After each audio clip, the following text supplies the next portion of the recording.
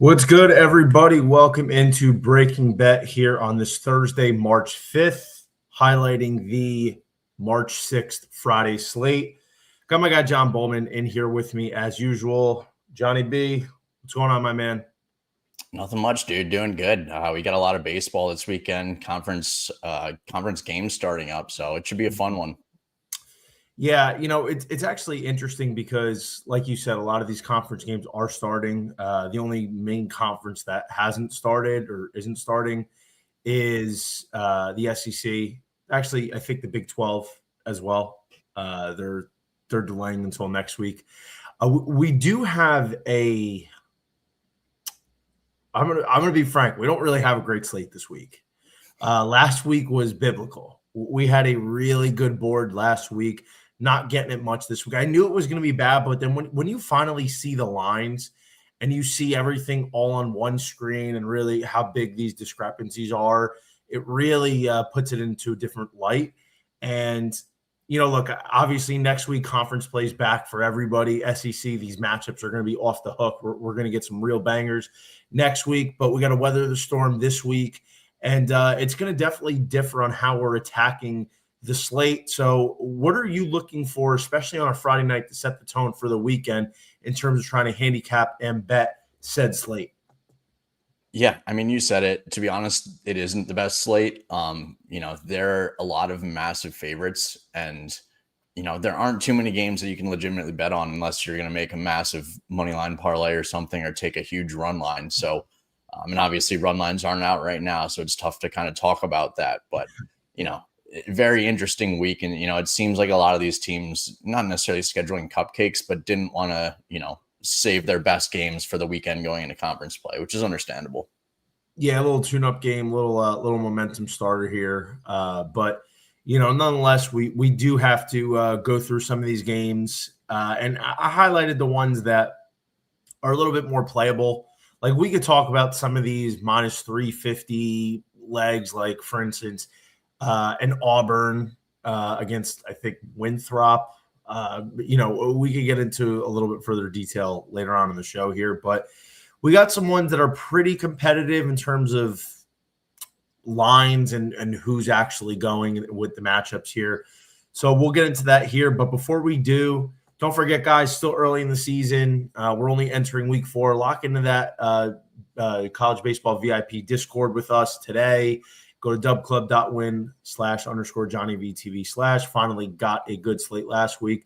Did not miss it. Had a great overall weekend. So come win with us. Lock in for the rest of the season. Water is warm, so jump on in. All right, John, let's go to a game that's actually, or a series that should be somewhat compelling. ACC play kicks off. Virginia at UNC. Now, Virginia really hasn't played anybody, but they've looked impressive. AJ Gracia is off to a phenomenal start. He's hitting the shit out of the ball as we thought he would. Really big start at a new school for Gracia, who's not only a first-round likely, but possible top 10 in the draft this summer. They're traveling to UNC. Tar Heels look pretty solid, got a great pitching staff. Big line here, especially on the road, but do you think UNC is a strong leg in a parlay piece, or are you looking more along the lines of Virginia? Yeah, I think I like UNC here. Like you said, Virginia hasn't played anybody. They just got throttled by Charlotte midweek, and they did come back and, split that midweek series. But, UNC has been tested. They faced ECU, and they won one, lost one, and then the other one was called in a tie. So, but UNC was one of my teams to go to the College World Series before the season. I was very high in them. And they've got so much pitching depth that Virginia, they still are working with a new coach. Their coach left in the offseason. So I think that will start to show at some point, finally see some inconsistency from this team with when they start facing some real talent. Yeah, I mean, look, man, Virginia obviously under Brian O'Connor was a wagon since he's been there. And like one of the things that we really saw, especially the last few years from him, was just an unbelievable lineup. And some of those guys are still there, like Eric Becker, Harrison Didewick, just to headline a couple of the big ones. And obviously bringing a huge transfer like an AJ Gracia, and they're scoring runs. That's all well and good. But the thing we've really been lacking, for lack of a better word, is the pitching from Virginia.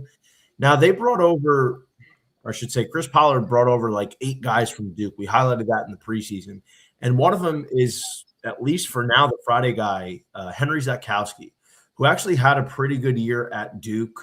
He had some real moments where it's like, hey, this is a pretty strong ACC weekend guy. And, look, man, it's been a mixed bag for the first 3 starts. And I like Henry Zakowski, but, legitimately, is he a Friday night guy in the ACC? Remains to be seen. Last week against VCU, 6 innings, 2 runs, 8 Ks, 2 walks. But before that, he gave up 8 runs in 7 innings against Wagner and Monmouth combined. So now you're facing UNC, who's, a legitimate Omaha threat this year, despite the offense getting largely gutted from last season in terms of like key star power and production. How does that play, especially on the road? And it's the opening weekend. Jason DeCaro should be on the bump here. That's what is projected. A lot of the pitching matchups haven't been officially released, but we're going off what's projected. And it doesn't even matter, in my opinion, if they throw DeCaro or not. I mean, it matters somewhat, but regardless, I still like UNC here. I think they are a strong leg in a parlay piece on a Friday night at home. UNC at the Bosch for the ACC opener against a pitcher that still, in my opinion, has to prove it. Like last year, obviously, was in the ACC, and he did some good stuff for sure. But it's a little bit different now that he's trying to basically head up a brand new staff here. And like you said, Virginia is basically a new program under Chris Pollard. So I think I like UNC here as a nice, strong leg in a parlay piece in what's otherwise an undesirable weekend. Yeah, I'm with you. You said it right there. I think UNC. I love UNC. Yeah, now, let's not sleep on Jason DeCaro. He's not getting the. It's weird because a couple years ago, I think it was 2024, he was getting a lot of shine as a surefire first rounder for the 2026 draft, like as a freshman. He was a young freshman too, 17 years old, and he was absolutely dealing as a rook in the ACC. And last year was hit and miss, but it looks like he's come back out strong, man. Jason DeCaro is a guy that I definitely expect to see in the first round this year. Obviously, you got guys like Liam Peterson and Jackson Flora and Cam Flukie in this class, but let's not forget about DeCaro, man. He's a serious arm. He's a serious pitcher. All right, well, one of these actually has taken some steam since the open. This is Notre Dame and Duke. This was a pick'em at the open. And believe it or not, movement from minus 115 to minus 140 is pretty quick given the fact that the lines were only put out this afternoon. John, I'm going to say this, man. I think Duke's done a great job getting off to a good start, but they haven't really beaten anybody or played anybody worthwhile. I know Corey Muscara coming over from Wake Forest, so far so good. But this is the first somewhat test. And I'm not saying Notre Dame's a great team, but they have some guys. But mainly why I like Notre Dame here is their pitcher, Jack Rattle, who's been on a different planet to start the season. Talk to us a little bit more about Jack Rattle and this Notre Dame team. Yeah, I mean, it's interesting. I think this line, that is exactly why this line is moving towards Notre Dame. And Notre Dame has played a few legit teams. So you can kind of see, I guess, how good of a team they actually are versus Duke. We don't know what they're getting. Also, like we mentioned, they lost their coach too. You went to Virginia. So they're kind of building from the ground up too. So I'm not too high on Duke this year. And also, like you mentioned, a ton of guys from Duke moved over to Virginia. So it's an understanding why Notre Dame is taking some money right now. I do feel like this is around spot on. I think Notre Dame should probably be slightly favored here. So I think these are pretty good odds now. Look, man, I think one thing that people who have been around college baseball or handicap college baseball for the past few years, especially as betting has become more prominent in this sport, is we realize that you got to bet on these bigger arms, these better pitchers. It just makes such a difference, especially on a Friday night. Like, if you're a Friday night guy in the SEC or the ACC, like you got to be pretty good. And I feel like because Notre Dame hasn't been a good team since 2022 when they went to the College World Series, they've flown under the radar. You got a guy like Jack Rattle, who I actually watched his freshman year a couple years ago in 2024, and overall stats 4.58 ERA, 39 Ks and 19 walks in 53 innings, 8 home runs allowed. It wasn't eye-popping, but I saw him, for instance, against Miami. Miami in 2024 went to Notre Dame. Friday night game, I was watching that. I think he was facing Gage Zeal, if I'm not mistaken. Brother, that kid was dominating. And it got to the point where I was looking at his splits. He was doing really well at home and a little bit shakier on the road. Then last year is a huge improvement. Lower ERA, a full run, 60 Ks to 18 walks in 70 innings. He did allow 11 home runs, so that kind of bloats up the ERA a little bit. But he improved tremendously. And this year he's off to a very good start, 1.69 ERA. He had a 6-inning no-hitter, or actually I think it was a perfect game going against UCF. 9 strikeouts, no walks, 6 shutty, no hits, obviously. And look, man, UCF, it seems like they're a step down from what they were last year, even the year before. But that's still a team that's got some players, mainly Andrew Williamson.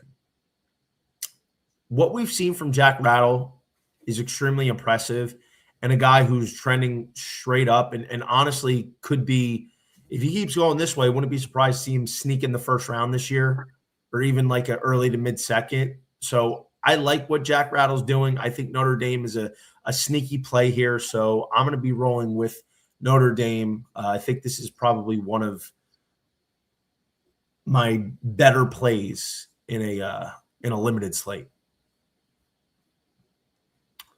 All right, ECU against Coastal Carolina. The Battle of the Carolinas are always fun. We saw ECU UNC a couple weeks ago. So Ethan Norby projected to go for ECU. We know he's a stud. Coastal Carolina is taking a little bit of a hit here because you lose your 3 best arms. You lose Friday night guy Cam Flukie, who can make a case for would be the number 1 pitcher off the board this summer. You lose Hayden Johnson, your Saturday guy, and you lose your key reliever / closer, Dominic Carbone.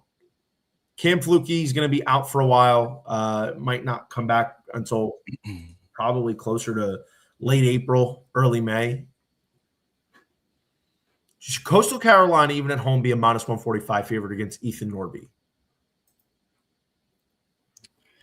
I mean, this is a tough one. ECU has been playing better. They usually get off these slow starts. They get off to a slow start, losing a series at home to begin the season. In these past couple seasons, they've gotten off to slow starts, but they are starting to play a bit better now.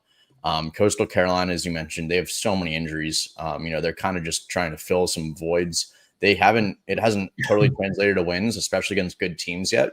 They have been playing a lot of good teams close, but playing them close is still a loss. So it'll be interesting to see. Norby hasn't totally been shut down either to start the season. So, this is one where I would normally just go Coastal, right away, right off the bat. But with all their injuries, I think I'd still go Coastal. Is it Luke Jones going? Do you know? I assume so. It seems like it's Luke Jones. And let's call it what it is, bro. Luke Jones did really well against Texas last week. Yeah. Luke Jones against one of the best teams in the country. 5 innings, 6 hits, 3 earned, 4 Ks, 1 walk. That against Texas, that's a very strong outing, bro. Like Luke Jones is vaulted into the Friday spot. That's an impressive start against a team of Texas's caliber. Yeah, no, I agree. I would go Coastal if I were to play anything here. I do think this line, once again, is pretty spot on. I think Coastal should be slightly favored, and that's around what's showing. But if I had to make a play, I would go Coastal. And let's also highlight something else. It was a really good tournament down in Houston last weekend. Obviously they get smoked by Texas. They lose 16-10 to UTSA. UTSA, obviously, as we know, great program. They beat Texas in their own regional last year. I mean, they still put up 10 runs. And then, they were They were really frustrated with how the weekend went, and they beat Ole Miss 9-2 on Sunday. They did lose to NC State midweek, 6-4. But I got to say, man, like Coastal Carolina, it's been a little bit tough sledding with some of these injuries. And then as a result, they're losing games that they otherwise could win. Ethan Norby is a stud. But as you said, it hasn't been as clean as maybe we would have expected to start the year. And I had questions on ECU coming into the year. I feel like, unfortunately, East Carolina, like that team that was just anything goes. You know, a few years ago, they're hosting regionals, and if they get to the super regional, and then the jungle's rocking, and they had Trey Savage and Zach Root and some of these studs at bat. It's just, unfortunately, does not look like that same program. Like Cliff Godwin always runs a tight program, but I'm not all the way there with them. Lost to West Carolina, got shut out 2-0 on Sunday, barely beat UNC Wilmington in the midweek. I mean, I think if I'm making a play here, I'm probably leaning Coastal. I'm not sure yet if I love it enough, though. Like, I might wait on this, and tomorrow afternoon before opening pitch, if Coastal gets steamed out to like minus 175 or minus 165, whatever it is, maybe I'll take a shot on ECU. But I think as of right now, I'm probably leaning Coastal here, but I'm not sure if I'm going to make that official or not. Yeah, I'm with you. Couldn't agree more there. All right, this one's actually really interesting. And normally I wouldn't bring up a line this big, but I think it's worth talking about. Georgia Tech hosts Virginia Tech. Georgia Tech is minus 620. For anybody that doesn't know, like, yes, Georgia Tech has been a wagon. Their offense, John, we talked about this preseason. Their offense is and was always projected to be a wagon, top 10 at least. Top 10 felt like their floor. And the thing is, Drew Burris hasn't even gone crazy. Like, he's off to a pretty good start, but he's not pulling like a Will Gasparino start.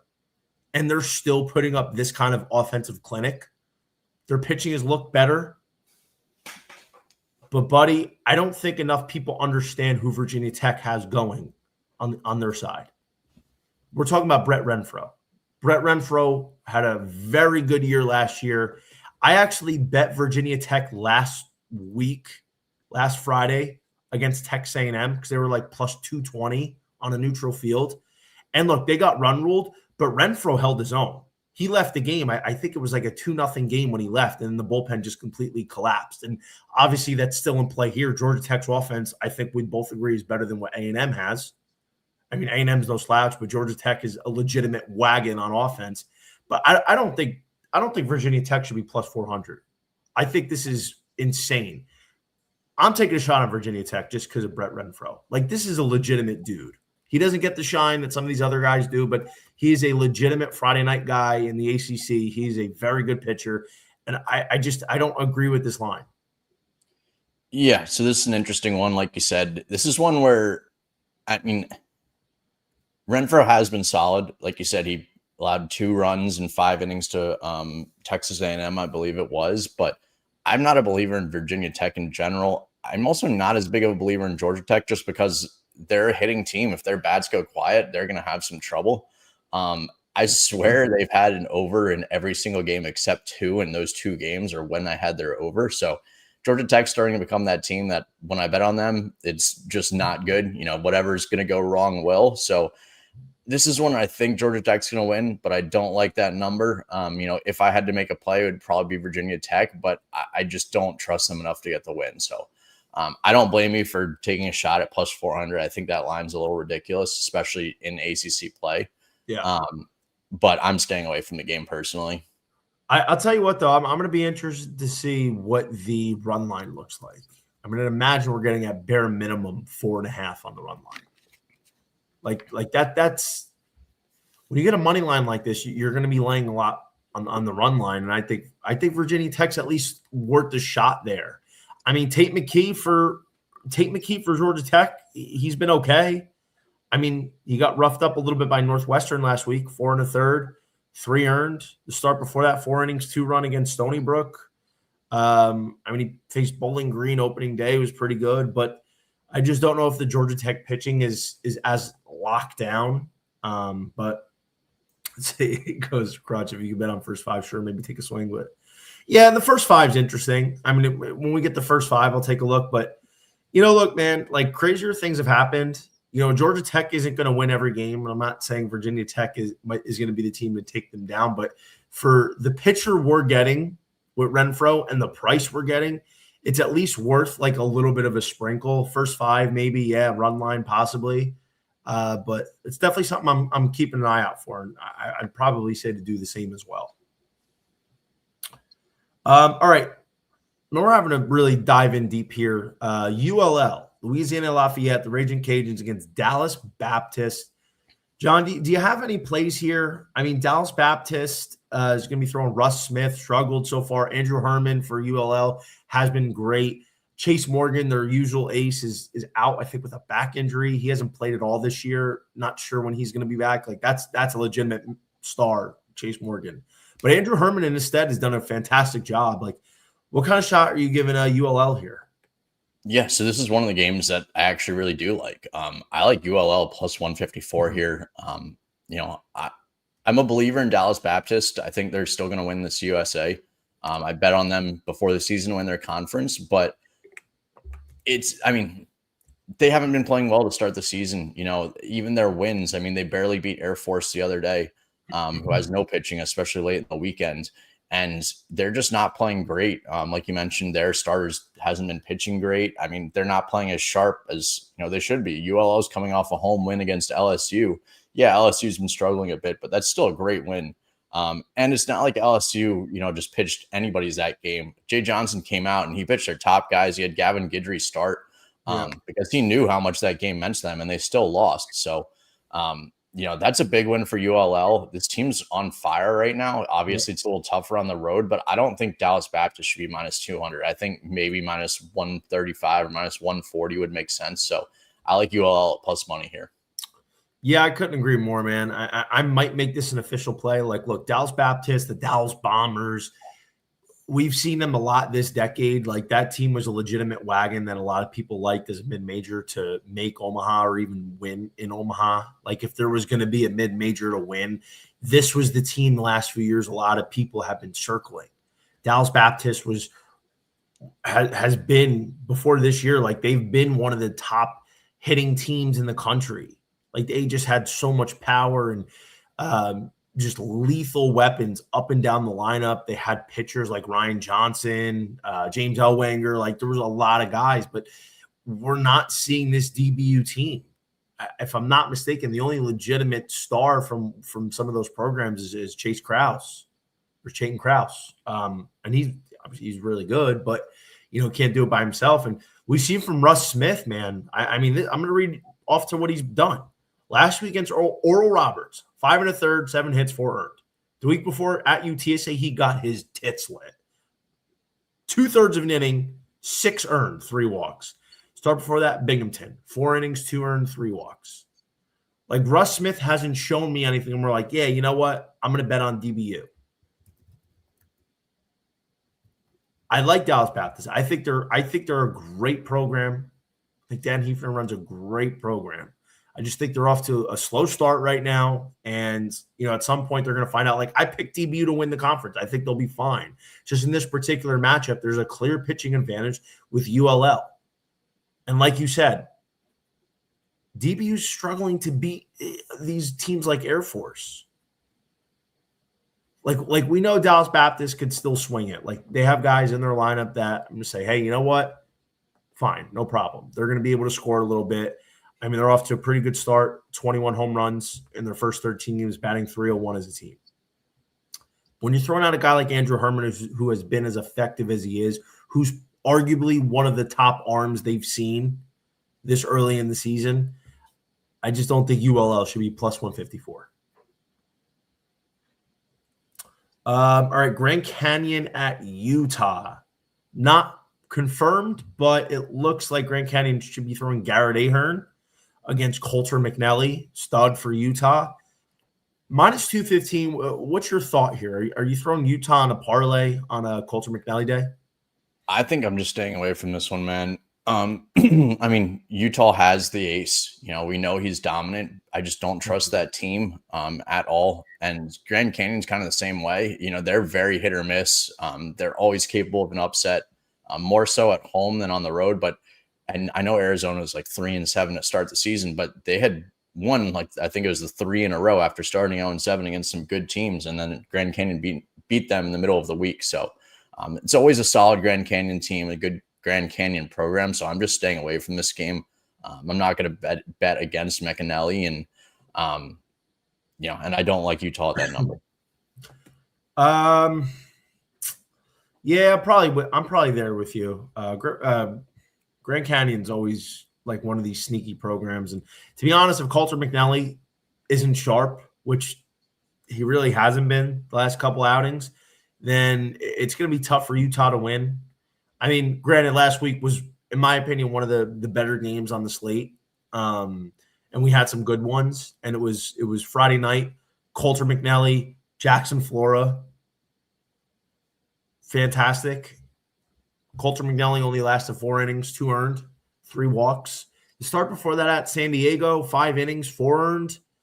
I mean, this is a really good pitcher, but obviously he's had a little bit of struggles the last 2 weeks. So if he struggles again, it's going to be really difficult. If Grand Canyon's able to put up some runs early and stake Ahern to a lead, this is definitely one where I see Grand Canyon being able to win. So I think it's probably a GCU or pass spot for me as well. All right, what about San Diego and Cal? So Michigan ended up upsetting San Diego last week.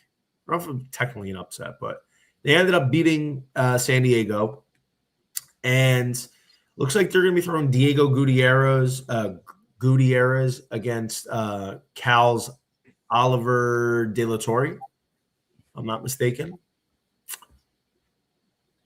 Think San Diego's got a shot here at the upset? I think so. Once again, I think this line is pretty spot on. It's weird when you get this kind of slate. There are only a few games that are this, home team slightly favored, which a lot of these teams, that's kind of the bet that I usually target, is when the home team, I think, is, a little bit better than the road team, but maybe they're not the favorites. They're short dogs at home, something like that. So I feel like this line is pretty spot on. I feel like California should be favored slightly, but I do feel like either team could win. So maybe California on the money line being at home, but I think this is pretty spot on for the lines. Yeah, I mean, to be honest, I don't have much in this game. Just felt like it was one of the closer lines, and it was worth talking about. Maybe a San Diego or pass for me. Not really feeling it that much, but just kind of wanted to hear your thoughts on that. All right, last but not least, in terms of the highlights, we have Cal Poly at Hawaii. Big West it is. Bows after dark. Shout out to my guy, Will Massa, future Hawaii SID. This is actually going to be a pretty good one, man. Pitching dual set. Cal Poly's Griffin Ness. He is a legitimate stud against Isaiah Magdaleno from Hawaii. Both are off to terrific starts. Look, man, I hate betting against Cal Poly on Griffin Ness Day, but just something about Hawaii at home. Magdaleno on the mound. I think I like Hawaii in this one, but I got to say, I'm curious to see what the totals are going to be. I'm feeling a Friday night under. Vintage, like 3-2 type of ball game. Pitchers go 6 innings each. Strikeout a combined, I would say, 12 to 16. Just a pitcher's duel, and Hawaii pulls it out at the end. What say you? Yeah, I mean, I totally agree with that handicap. I think this is going to be super low scoring.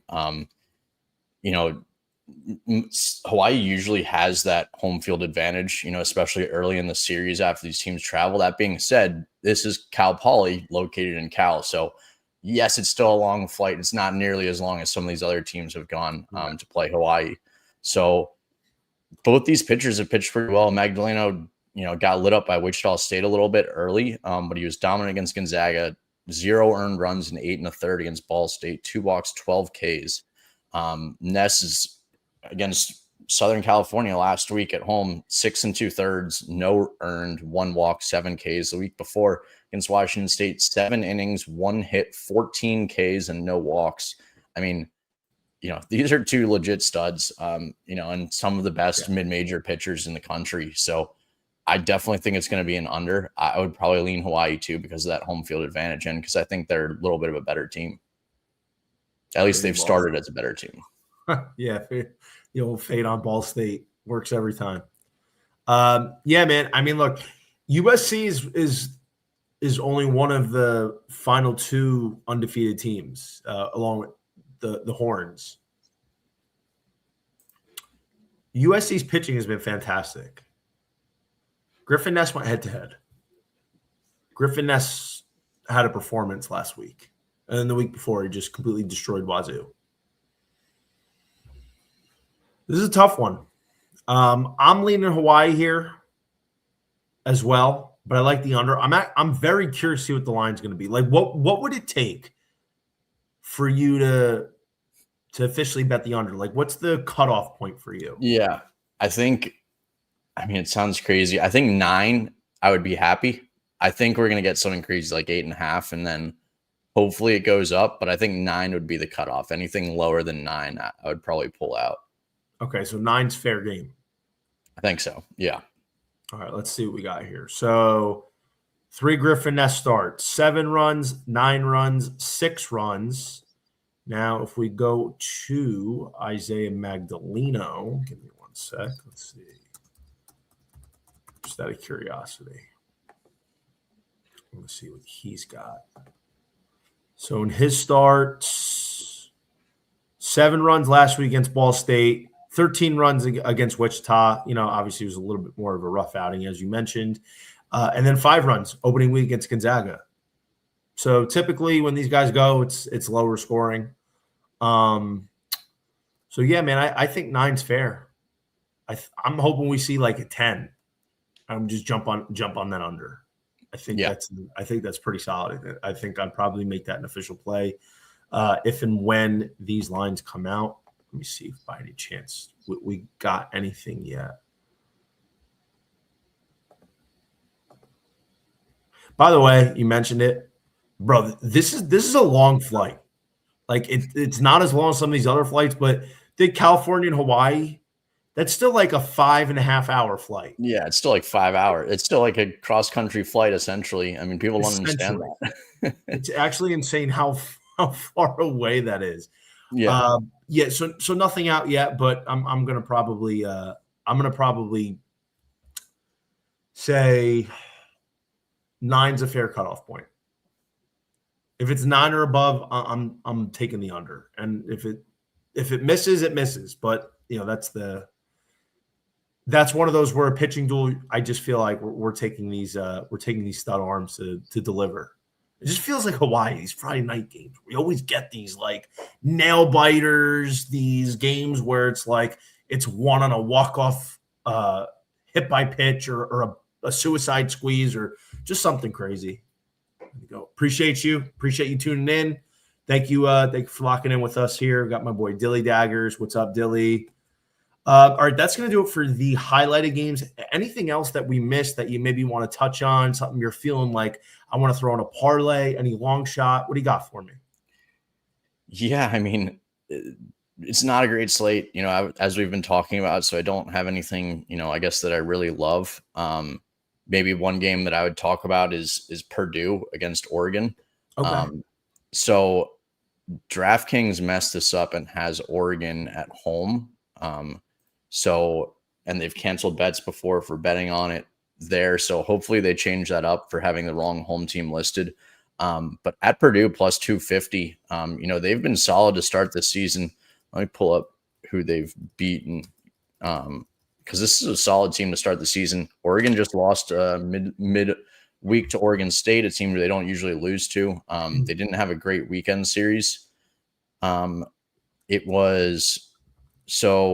Purdue has beaten Baylor and Oregon State. They lost Southern Miss by 1, and they lost to Rice, which is, I think more of an outlier. So this team, Purdue's beaten some solid teams already. I think there's good value there. Oregon just lost to Oregon State. They did beat Vanderbilt, which is looking like not as good of a win these past couple games. And then they lost to Irvine. So, and they beat an Arizona team 7-2, but this was Arizona when they were 0-6, I believe, going into that game. So, Oregon, I'm not a huge believer in, and you get them on the road now. So I think Purdue could be a very good look at, as a pretty heavy home dog. So Purdue, one of these like sprinkle long shot plays plus 250. I mean, dude, I think we're going to get a few of them this weekend. I do. It's college baseball, bro. Not all the favorites win. I mean, that's sports in general, but baseball by nature is in my opinion, is the highest variance sport out there. There's no sport more high variance than baseball. And then the fact is, you add in college, these kids are 18 to 22 years old mostly. So you throw that in the fact that they're literally amateurs. On a night-to-night basis, weird things happen. So we're gonna get some of these upsets most likely. And I feel like that's a good look, man. A lot of people are high in Oregon. Like I'm not. I thought they were really good last year. Grayson Grinzel was an ATM last year. They kept a couple of their big bats, like Maddox Maloney's really good. Dom Hellman, he hit one to the moon. Stood there and watched it. I think it was Sunday or Saturday last week. But otherwise, I don't know if I'm in love with this Oregon team. I think they're a big name, and no, I agree. Especially early in the season, what sports books do, they'll base a line on a team, and if a team has some pedigree, they'll go off of what they did last year. We see it all the time. It's not a big enough sample size for 3 weeks, and like Oregon was a good team last year, even though they went 2-Q in their own layup of a regional, but they still have a lot of respect as like one of the more top tier programs. So I'm actually with you there. I think Purdue is a pretty good one. I'm actually curious here. Like we haven't talked about New Mexico. New Mexico's a team that just lost. They were one of the few undefeateds. They're off to a really good start. You feel New Mexico at home against, I think it's Tarleton. Let me double check that. I think you're right. It's Tarleton State. New Mexico at home here. I was looking at this. Isn't it minus 190? 215. 215. Okay, so it might have jumped up a little bit if I'm remembering right. But if you look at New Mexico's schedule, they literally have not played anyone, like no one at all. And they just lost, their rivalry game to end up with their first loss. I don't believe in Tarleton much, but I just think that's a little too juicy. If you're going to have to play in a parlay, if it was like minus 150, sure. But I don't think I like that as one of the best parlay pieces. I might have thrown New Mexico in a parlay already. Hey, you can believe in them. I just, I don't know too much about them. They haven't played anybody, so it's hard for me to tell. So that's why I'm just staying away from that team right now. Well, you know what, man? I think just in this particular spot, like this kind of a weekend, I'm going to give them a shot. I mean, New Mexico is not really a team I envision myself betting on too much over the course of the year.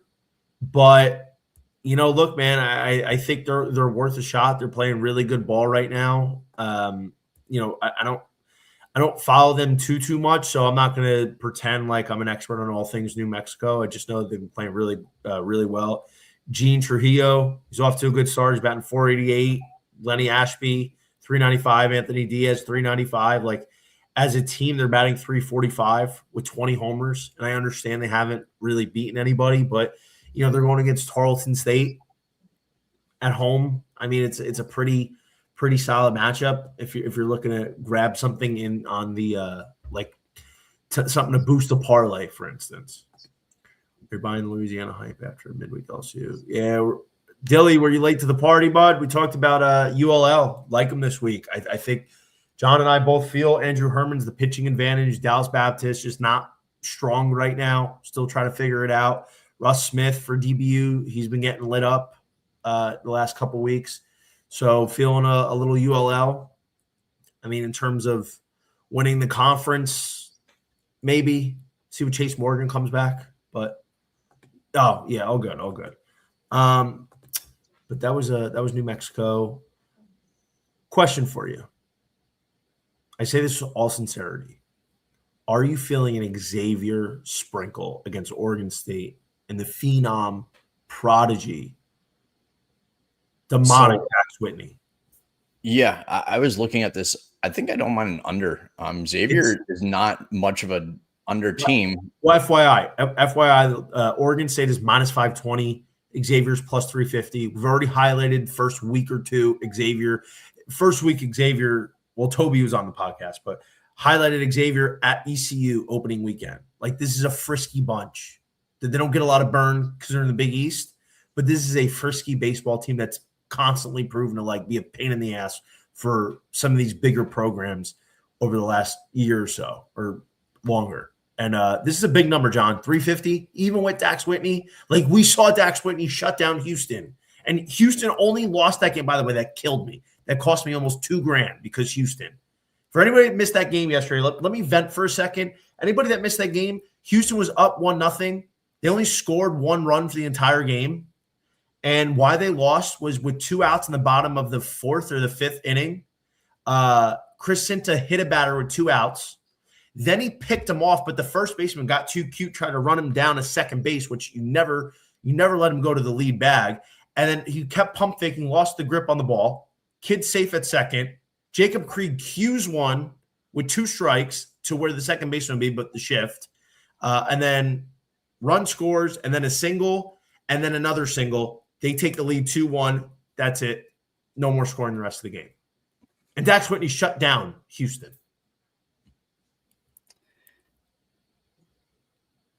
Yeah, I mean, no, that's tough. But yeah, Xavier is not much of a pitching team, but they've been pitching well, first game of the series so far this season. And, with Dax Whitney on the mound, Oregon State's bullpen, and how many low-scoring games they've been playing, I think I like the under best because I'm not about to bet against Dax Whitney. Look, man, I get you. It's just Oregon State is definitely and granted, I liked Oregon State. I still like Oregon State. I had them as an Omaha 18 coming into the year. I'm not jumping ship on them by any means. Like, I knew this offense was definitely going to be something that was going to experience growing pains. You lose 4 of your 5 best hitters from last year. A lot of turnover. So obviously there's going to be some sort of adjustment. But really we're banking on Oregon State pitching. Free throws, yeah. But look, man, I just think while that's being figured out, Xavier's interesting. I think an under's in play, like you said. I think a run line, a sprinkle money line. Ryan Peace has been really good, bro. At Cal State Fullerton last week, 6 shutty, 10 strikeouts, 1 walk. He got beat up a little bit by Arkansas, which it's Arkansas. 4 innings, 3 earned, struck out 9, only walked 2. Shut down East Carolina, 4 shutty in opening weekend. Like this kid's pretty good. I think this line's a little bit too big. I think Xavier's worth a sprinkle because let's remember something. If Ryan Pish could go basically match Dax Whitney, then it comes down to like, can you score a couple in the last few innings? At least a run line. I'd probably say it's 2.5, maybe 3.5. That's something I'm willing to take a shot on for Xavier. Fair. Anything else? Fresno State plus 154 against Arizona. Owen Kramkowski not looking sharp.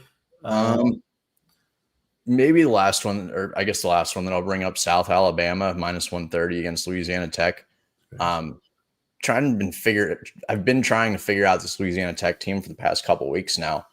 I think they're just not that good. I think they got off to a fast start against some not so great competition, and it's very hard to win a game against Southern Miss. But they didn't look great midweek against, once again, a good Arkansas State team. But now they've lost 5 straight against some good teams. So what happens when they play other good teams? And South Alabama's gotten off to a solid start. This team can play. So I like South Alabama there. Unless Louisiana Tech can finally show me something, especially with their bats. But they go on the road to South Alabama here. I like South Alabama. Yeah, pretty interesting. Anything on Stetson against Arkansas? Arkansas bats struggling a little bit. Gabe Gackel. Yeah, You know, Stetson's just been so bad to start the season. And they kind of did it last year too. I believe they went 4-0 to start like their tournament and then lost a bunch of games before starting to play better. But Stetson can be, a very good upset team. I just don't think they are right now. mm-hmm.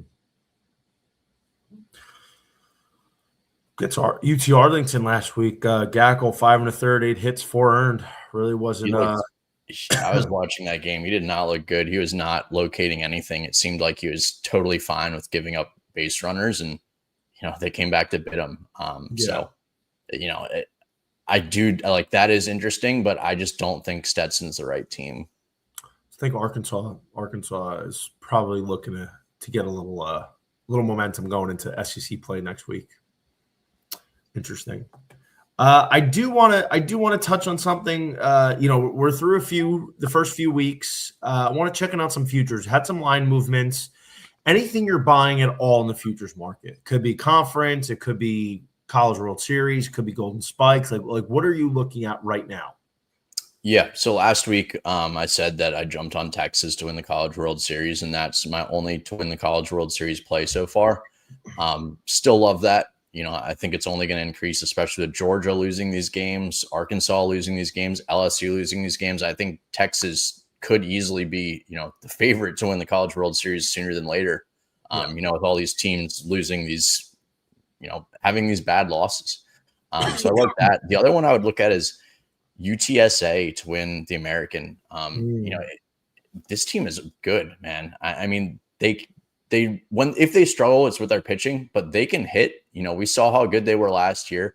I think their competition would be ECU, but ECU hasn't, they haven't been that dominant team like you mentioned earlier that was dominant, maybe 3-4 years ago. The last couple of years they haven't been nearly as good. So I think UTSA, as long as they're still at plus money, I like them to win the AAC. Yeah, that's solid. I mean, they've looked good. I'm still holding out hope for Charlotte. I really like Charlotte this year. For the most part, they've been pretty solid. I mean, they split the midweek with UVA. It's actually surprising to see Charlotte, who's 750 preseason, is now 9-1. But I think honestly, Charlotte is the team here with UTSA in East Carolina. I mean, UTSA is really good, but they lost Robert Orlowski. That's probably their best pitcher. He's done for the year. I don't know if it. Yeah, that's bro. This is what we're talking about with this is what we're talking about with how the books are on with pedigree. Like LSU's obviously a great team. They're a contender again this year. Of course, there's going to be some transition after losing so many key pieces from the year before, and Jay Johnson's trying to figure that out and get the formula right. But they won last year, and they're still a threat to win it all this year. That's why they're up there. UCLA had a lot of hype coming into the year, especially with Chalowski. And to be fair, they're 10-1. I think that's actually a pretty solid line. But for me, in my opinion, UCLA was a preseason Omaha 8 team for me, so it's no surprise that they're doing this well. My only question with the Bruins was it's not gonna be in the regular season that I have questions. It's gonna be what do they do when they get to Omaha? Do they have the juice to contend this year? So far, it looks like they do. They look like a legitimate threat. They've made huge strides from last year. Like the quality of 2-strike approaches and 2-out hitting that UCLA is on so far, they're literally writing the textbook on how to do that if you're a baseball player. Yeah, but you know what, man? They know that. Texas actually has and I don't know if that's sarcasm. Texas actually has one of the easiest, if not the easiest, SEC schedule. I don't know the teams off the top of my head that they're missing, but I want to say it's like Georgia, Arkansas, LSU. They're missing, 4 of the top 5 teams in the SEC. So it's still the SEC, the rest of those teams, but it's a lot different when they're missing the top, whatever it is, 4 teams. I'm going to read it off right now. They are home to Ole Miss next week. Then they're at Auburn following. Then they're home to Oklahoma. Then they're at South Carolina. Then they're at A&M. They're home to Bama. They're at Vandy. They're home to Mississippi State. That'll be a good series. They're at Tennessee. And then they come home to finish off Mizzou. So Arkansas, Georgia, and Florida, they're all missing. All missing. Yeah. I mean, look, the way Tennessee looks, the way Vandy looks, I mean, realistically, Mississippi State looks like probably the best team on their schedule, along with maybe Auburn. So it's and LSU. So it's the LSU, Georgia, Arkansas, and Florida that they're all missing, which is insane. No, it's not a cakewalk. It's the SEC. Yeah, no, not a cakewalk. But no, I understand what you're saying. Like in terms of missing the top 14, that's like 4 of the top 5. You're not playing Georgia. You're not playing Arkansas. You're not playing LSU. Yeah. Who's the other one that you mentioned? Florida, Arkansas, Georgia, and you're not playing. LSU. You're not playing Florida, Georgia, Arkansas, LSU. Yeah, I mean, it can definitely be worse. So look, man, I agree with you. Texas is one of my 2 teams I picked preseason to win it all. It was Texas and Florida. Now I bet Texas considerably. I have a very nice stake in Texas, and they've come down on other books. Like Texas coming down to 11-1 on DraftKings was the first big movement that we saw. Now they've come down to 12-1, I think, on FanDuel, maybe within the last couple of days.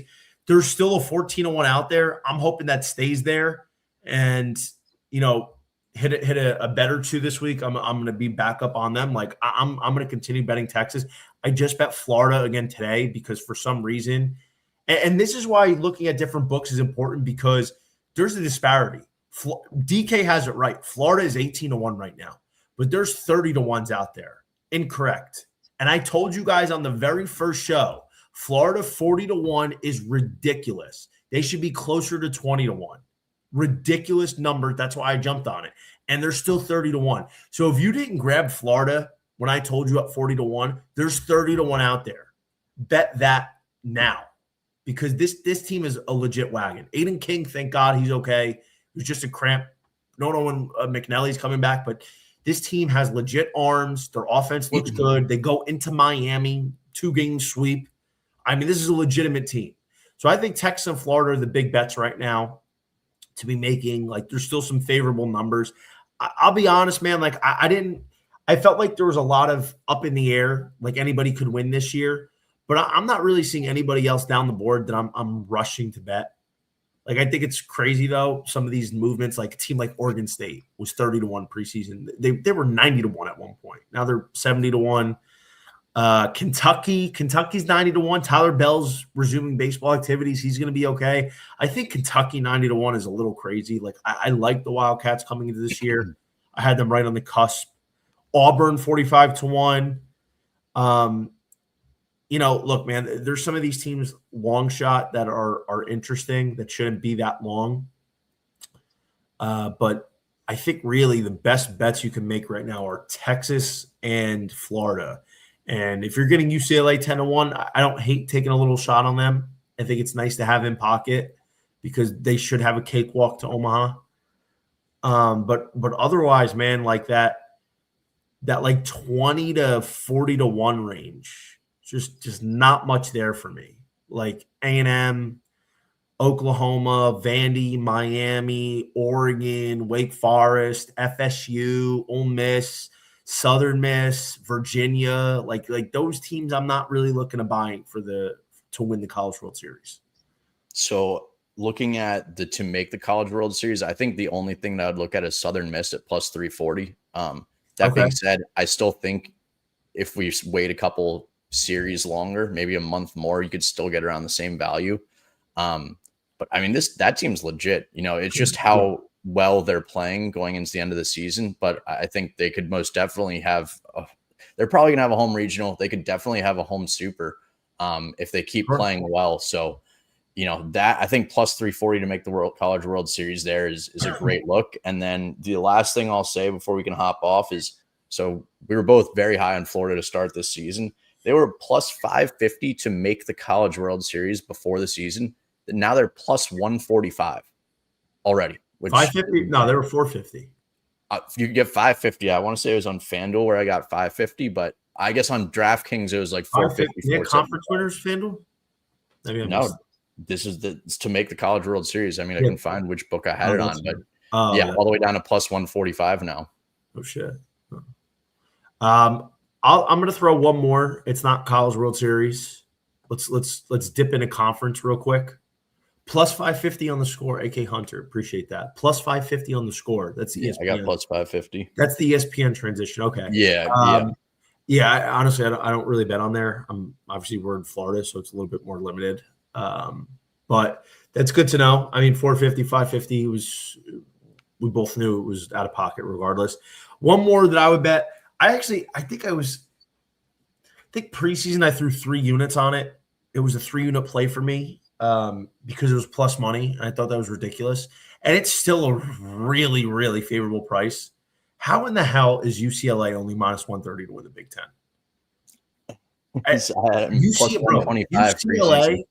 UCLA minus 130 to win the Big Ten is disrespectful. That should be like past minus 200. UCLA. I think the only question mark would be USC because they're playing so well, but I still think UCLA is a much better team. I don't buy USC. I don't buy Oregon. I don't think Oregon's got a chance. I mean, it's just at the end of the day, dude, USC has really good pitching and they're playing out of their minds. And, the Big Ten offenses really most likely won't do as much to challenge it other than UCLA, which I do think UCLA and USC play each other this year. Yeah, they definitely do. Rivalry matchup. Let me confirm. But otherwise, dude, like there's nobody I'm expecting to challenge. Like, just have we seen what UCLA is doing against these SEC teams? And it's just not what they're doing; it's how they're doing it. No, I'm with you. I had them plus 125 to win the conference preseason. Yeah. I'm not as high, like you said. I agree with you. I'm not very high on Oregon. USC, their pitching staff is legit. I'm starting to learn that, but I still think UCLA is the better team. UCLA should not be minus 130. UCLA should be closer to minus 230 with the way they're playing. So that's the other one that I would say definitely get in on. The water's warm here. I do want to touch on this real quick before we get out of here. Golden Spikes. Pull it up on my phone. The Golden Spikes odds have moved a little bit. Not that much in the last, I would say, week. But are you looking at all on anybody new? Not really. I'm not a big awards guy. I just think there's so many factors that play into it. And I'm not very good at it, to be honest. So I'm staying away from those awards plays. I had my 3 preseason. I actually don't even think it's not even available on the website, but sorry, I can't access it. But I still think it's interesting. Ace Reese is still in the 20-1 territory. I know Ace Reese is legit. Rock Chalowski is going to have a really good chance to win if he keeps going like this. But just food for thought.